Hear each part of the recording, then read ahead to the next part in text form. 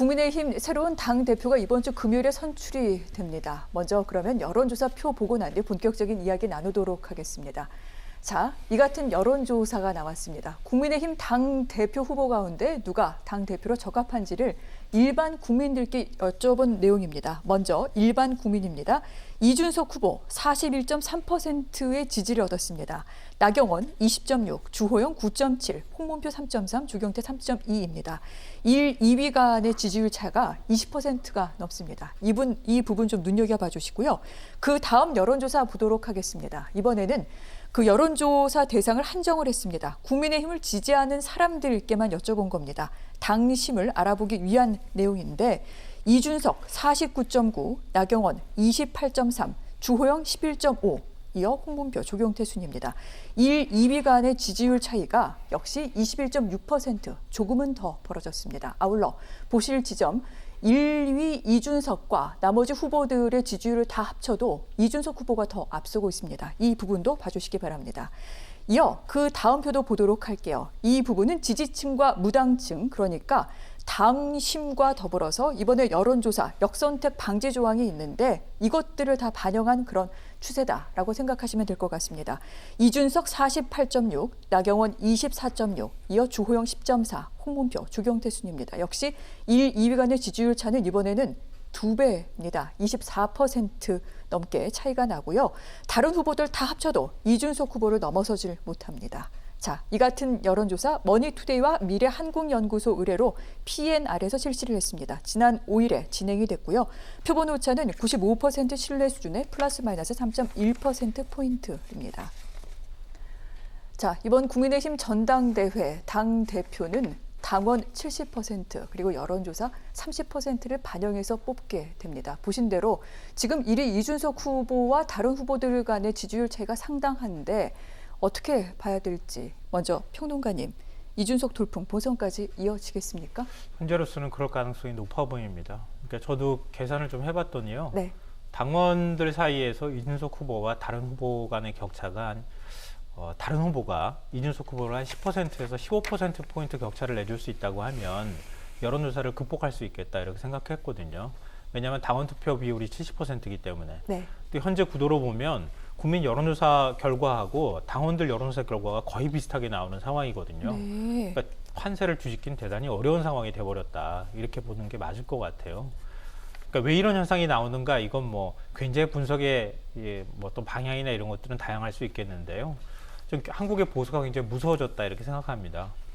그러니까 한국의 보수가 한 50년 넘게 사실 집권을 해왔잖아요. 그러니까 그러면서 진보 정권의 사실 정권을 2번 정도밖에 내주지 않았어요. 그러니까 그렇게 해오는 과정들이, 그러니까 문재인 정부까지 하면 3번이 되겠죠. 근데 그렇게 해오는 과정에서 보수는 왜 이렇게 오랫동안 살아남을 수 있었겠는가? 이건 단순히 독재 측면으로 해석할 부분보다는 보수도 끊임없이 혁신해왔다고 하는 거예요. 그러니까 보수도 계속 변해왔다고 하는 겁니다. 네. 시대 변화에 따라서 보수도 계속 다른 색깔을 내면서 변해왔기 때문에 가능한 일이다 이렇게 생각하거든요. 근데 지금 민주당이 변하는 속도보다 보수가 변하는 속도가 더 빨라지고 있는 건 아닐까. 민주당에서 굉장히 긴장해야 되는 상황이다 이렇게 보이고요. 더군다나 세대교체의 바람. 네. 이 세대교체라고 하는 게 시대가 바뀌어가고 있다는 뜻이기도 하거든요.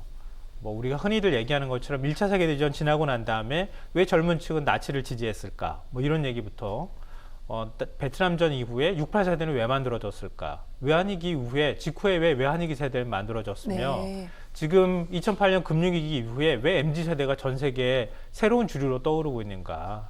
그런 것에 대한 정치권의 성찰이 굉장히 부족했던 거 아닌가 싶고요. 그런 면에서 거스를 수 없는 흐름이 만들어지고 있는 것은 분명해 보인다. 그러니까 과연 그 흐름을 어떻게 네. 정치권이 제대로 잘 타주느냐, 이게 앞으로의 어떤 대선에 있어서 굉장히 중요한 관건이 될 거라고 생각합니다. 알겠습니다. 거스를 수 없는 흐름이다라고 말씀을 하셨고요. 이 부분 분명히 대통령 선거까지 이어질 텐데 어떻게 작동을 하게 될지 저희도 함께 보도록 하겠습니다.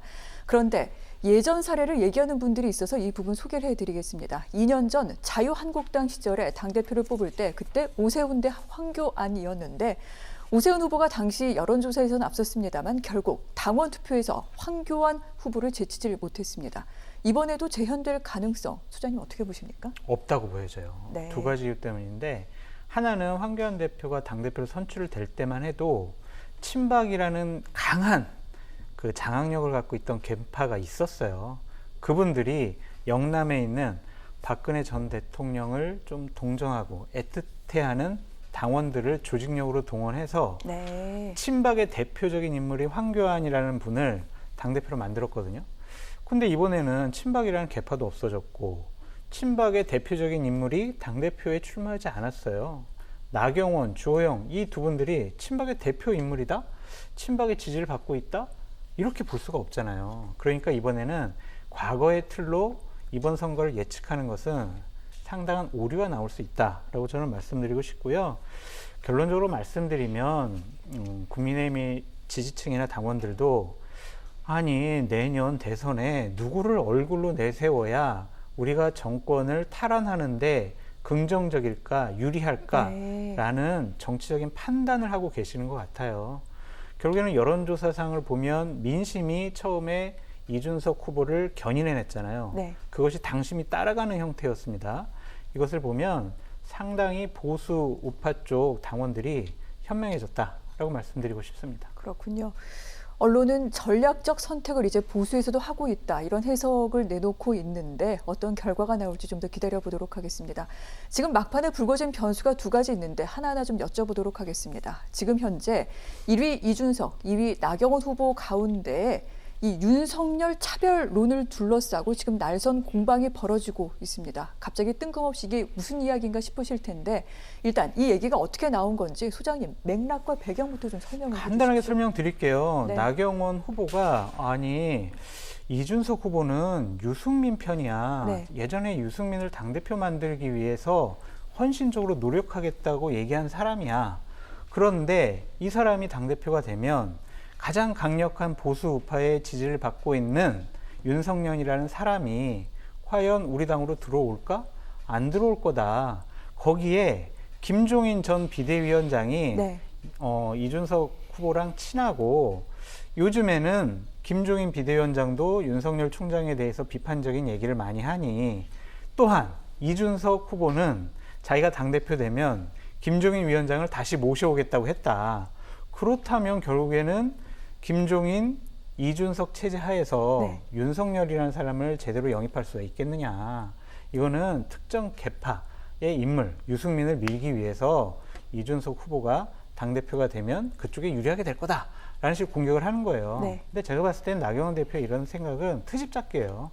본인이 당대표 선거에 여러 가지 불리하니까 여러 가지 프레임을 씌우는 겁니다. 그런 차원으로 보여져요. 처음에는 화물차 논쟁했습니다. 나는 스포츠카, 화물차 뭐 이런 논쟁하고 그다음에 개판 논쟁했어요. 네.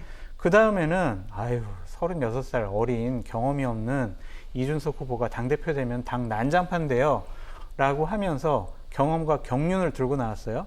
그러다가 이제 그것도 안 먹히니까 아니 저 사람 되면 윤석열 우리가 영입을 못해 라고 하면서 윤석열 논쟁을 끌어들인 거예요. 근데 김종인 위원장이 이 얘기를 듣고 한마디 했어요.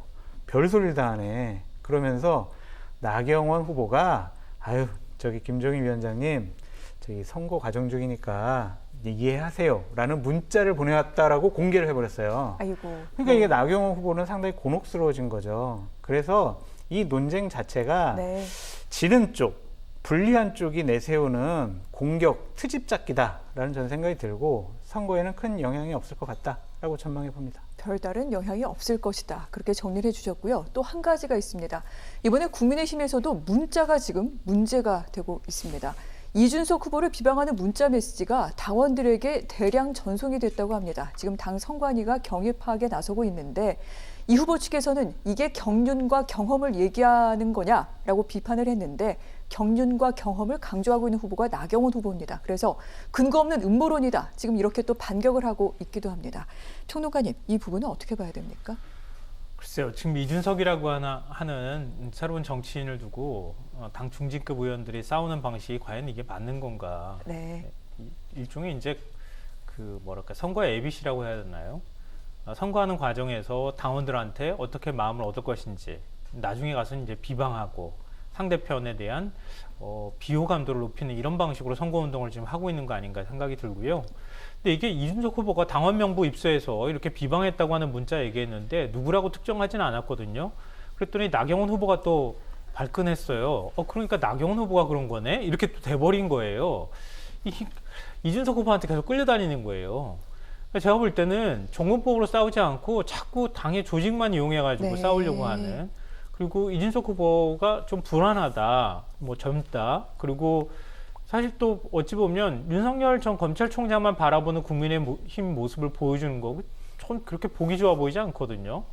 아니 왜 자기 당 안에서 뭔가를 싸우려고 하지 않고 윤석열을 데리고 올 사람과 데리고 오지 못할 네. 사람, 이게 무슨 얘기입니까 이게 과연 정당으로서 보여줘야 할 모습입니까? 좀 그것도 저 개인적으로 납득이 안 돼요. 그러니까 자연스럽게 이준석 후보한테 끌려다니는 거예요. 당 중진이라는 사람들의 능력이 겨우 이 정도밖에 안 되나 이런 생각이 들고요. 이준석 후보한테 질문할 것들은 굉장히 저는 많다고 생각해요. 이준석 후보가 어떤 갈등의 현장에서 문제를 조정해 본 적이 있습니까? 문제 해결 능력이 있습니까? 평론만 했지 언제 문제를 직접 해결해 본 적이 있냐고요. 그러니까 그런 부분에 대한 얘기를 할 수도 있을 거고요. 이준석 후보가 얘기하는 능력주의에 관해서 과연 그 능력이라는 게 뭐냐 이렇게 질문에 들어갈 수도 있는 거 아닙니까? 근데 그런 얘기들은 제대로 하지도 않고 그냥 단순히 청년에 관한 문제, 그러니까 젊으니까 불안하다 이런 식의 막연한 공격을 한다거나 나중에 가서 당 조직을 내가 어떻게 움직일 것인가에 대해서만 매몰되고 그러니까 결국은 개파 들먹거리고 네. 이게 중진들이 보여줘야 할 능력인지 이런 것에 대한 실망 때문에 오히려 이준석 후보한테 더 많은 기대감이 모아지는 거 아닌가. 그러니까 오히려 9세대는 이제 물러갈 때가 됐구나. 네. 새로운 세대가 등장해서 좀 당을 바꿔주길 바란다. 나중에 그게 곧 실패하는 뭐 이런 길이 될지 모르겠으나 네. 나중에 가서 정권 교체까지 이어지는 데는 이런 사람이 필요하다라고 지금 당원들이 전략적으로 판단하고 있다는 거예요. 그럼 그게 왜 아닌가를 증명해 보여야지 왜 엉뚱한 선거 전략만 쓰느냐.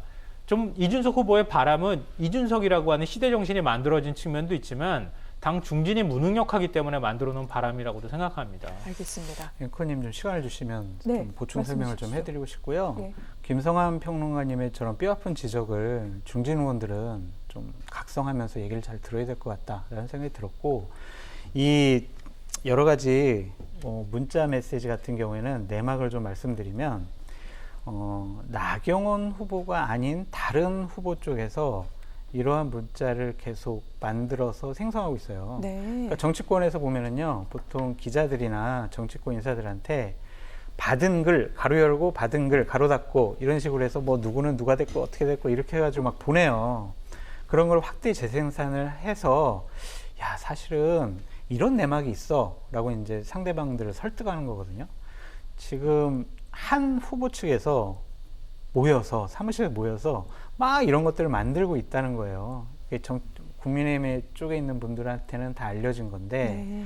이거 수사하면은 제대로 걸려요, 이거. 그래서 참 중진 의원들께서 한심한 일을 하고 있다. 그러니까 중진 의원들이 아는지는 모르겠지만 그 참모들이 네. 잘못된 판단과 행동을 하고 있다라고 말씀드리고 싶습니다. 알겠습니다. 구태다, 한심하다 이렇게 평가를 해주셨는데 이런 부분 때문에 국민의힘 전당대회 어떤 결과가 나올지 더욱더 좀 귀추가 주목되는 것 같습니다. 관련해서 어떤 영향을 미치게 될지 아울러 소장님께 좀 질문을 드릴게요. 네. 이제 TV 토론 3번 남았는데 이거 변수가 될 수 있을까요? 변수될 것 같지가 않고요. 네. 그냥 똑같은 걸 확인해 줄 것 같아요. 뭐냐면 이준석 말 잘하네. TV 토론 잘하네. 아유 중진 의원들 정말 힘들겠다. 쩔쩔매네. 이런 것과 이준석, 좀 건방지네. 어떻게 저렇게 얘기할 수 있어. 태도가 문제네. 이러한 평가를 할 것 같아요. 제가 이제 이준석 후보랑 방송할 기회가 있어서 얼마 전에 제가 얘기를 해준 게 있는데, 이제 당대표라는 자리에 가는데 상당히 유력해졌다. 네. 그러니까 이제 좀 겸손하고 예의 바르고 좀 안정감 있는 모습을 보여라. 때로는 형식이 내용을 지배한다. 똘똘하고 날카롭고 말 잘하고 비판 잘하고 이것은 공격수로서의 역할이지 네. 안정적으로 당을 관리할 사람이 그러한 인식을 주는 것은 상당히 불안정해 보일 수가 있다. 네. 그러니까 제발 좀 여러 가지로 안정적이고 예의 바른 모습 보여라. 그렇게 얘기를 했더니 걱정하지 마세요. 이렇게 이제 얘기를 하더라고요. 그러니까 본인도 알고 있을 거예요. 근데 하지만 TV 토론 과정 중에서는 계속 좀 공격적으로 나올 것 같다라는 생각이 듭니다. 알겠습니다. 앞서 평론가님께서는 이준석 후보가 평론가로서가 아니라 실질적으로 당 대표를 이끌어 나갈 사람으로서 보여준 것이 무엇이냐를 질문해야 된다라고 말씀을 하셨는데 이와 더불어 태도와 관련된 문제 제기도 분명히 있습니다. 계속해서 이어지는 TV 토론에서 어떤 모습을 보여주게 될지 국민들이 관심을 갖고 지켜보시면 좋을 것 같습니다.